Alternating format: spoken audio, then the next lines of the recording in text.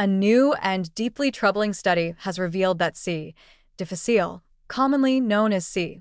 diff, spreads in hospitals far more aggressively than previously understood, moving silently across surfaces and even hands despite ongoing infection control protocols.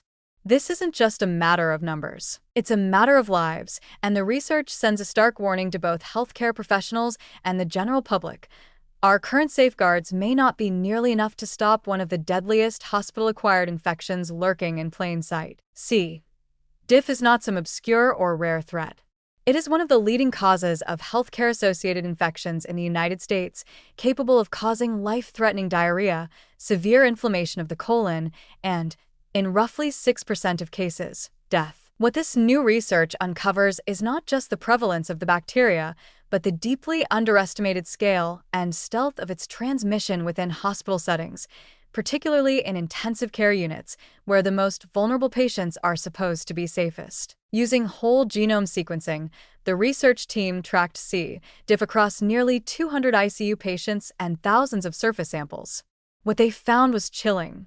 In 10% of patient stays, the bacteria was detected on the patient, in their room, or on nearby surfaces. But here's the twist. In over half of the possible transmission events, the patients were never even in the hospital at the same time. That means the bacteria had lingered on surfaces, equipment, maybe even healthcare workers' hands, for days or weeks, waiting for its next victim. And in many cases, the contamination wasn't even obvious. These weren't all symptomatic infections. Some of these were silent carriers, shedding bacteria that could still infect others. This finding shatters the illusion of safety in our most sanitized environments. It shows that even rigorous cleaning protocols and hand hygiene, though important, are not foolproof. C. diff is uniquely resilient. Unlike many other pathogens, it can survive common disinfectants like alcohol-based cleaners. It can sit undetected on a surface long after a patient is gone, and all it takes is one touch, one missed glove, one forgotten scrub, for it to hitch a ride to the next patient. It's an invisible predator. The fact that not all C. diff bacteria observed were disease-causing is not a reason to breathe easy. It's a reason to be more afraid.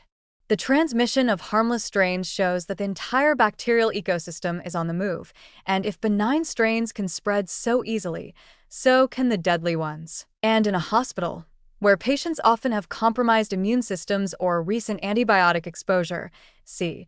diff infections can escalate rapidly and unpredictably. This is not just a clinical concern. This is a failure of our infection prevention model. Hospitals have long operated under the assumption that C. diff spreads primarily through direct patient-to-patient contact, and that standard cleaning protocols are sufficient to limit its spread. But the data here blows that assumption apart. The reality is far more insidious. This bacteria spreads between surfaces, between rooms, and between people, not necessarily those you can see, but those who've already left.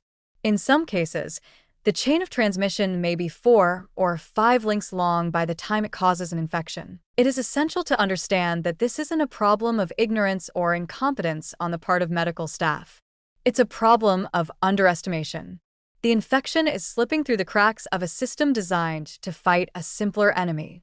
Infection control protocols must be reimagined from the ground up with a recognition of how C. diff actually behaves, not how we hoped it behaved. This includes rigorous enforcement of PPE protocols, enhanced hand hygiene with agents effective against C. diff spores, and a complete reevaluation of hospital cleaning regimens. It also means understanding that every surface, no matter how mundane, can be a vector. Beds, bedside rails, monitors, stethoscopes, staff uniforms. Nothing is off-limits. Nothing should be assumed safe. Healthcare facilities need to stop reacting to C. diff only after symptoms emerge. By then, it's often too late. What this study shows is that transmission is already happening before the first symptom appears, sometimes long before. We need to start thinking of contamination as the baseline, not the exception. That's the only way to get ahead of this microscopic threat. The warning here is clear. C. diff is more persistent, more widespread, and more capable of evading our defenses than we thought. The consequences of inaction are already visible in patient deaths, in prolonged hospital stays, and in soaring healthcare costs. And unless healthcare systems adapt, more will suffer. This is not just an issue of cleaning better or washing hands more often. It's about accepting that the threat has evolved and we must evolve with it, or face the deadly consequences.